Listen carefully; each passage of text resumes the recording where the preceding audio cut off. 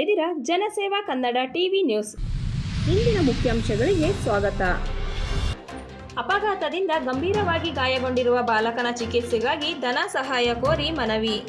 ಹೆಚ್ಚಿನ ಮಾಹಿತಿಗಾಗಿ ಸಂಪರ್ಕಿಸಿ ಮೊಬೈಲ್ ಸಂಖ್ಯೆ 9632611283.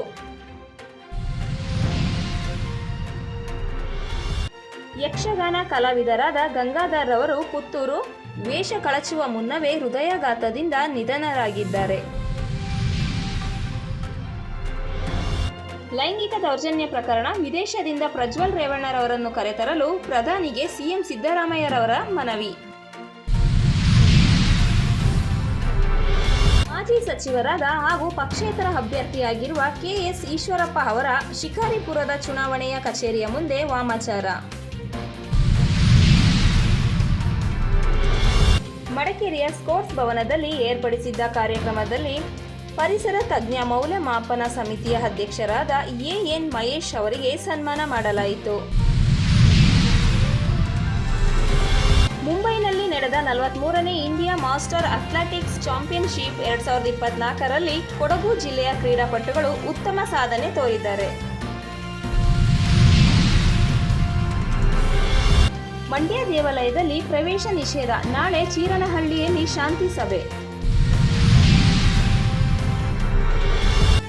ಮಂಡ್ಯ ಜಿಲ್ಲೆಯಲ್ಲಿ ಮೇ 1ರಿಂದ 5ರವರೆಗೆ ಇನ್ನು 4 ದಿನಗಳ ಕಾಲ ಬಿಸಿ ಗಾಳಿ ಎಂದು ಭಾರತೀಯ ಹವಾಮಾನ ಇಲಾಖೆ ತಿಳಿಸಿದೆ.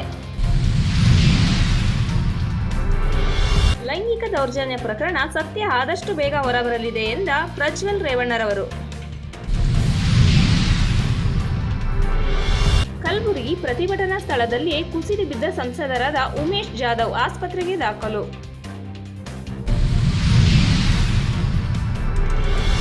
ಅನೂರು ತಾಲೂಕು ಲಾರಿ ಅಪಘಾತ, ಚಾಲಕನಿಗೆ ಸಣ್ಣ ಪುಟ್ಟ ಗಾಯ.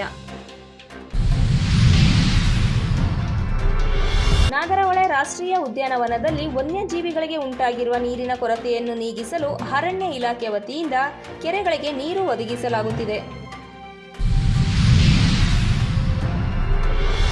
ಮಂಡ್ಯ ಪ್ರಜ್ವಲ್ ಎಚ್.ಡಿ. ರೇವಣ್ಣ ಬಂಧನಕ್ಕೆ ಆಗ್ರಹಿಸಿ ಪ್ರತಿಭಟನೆ.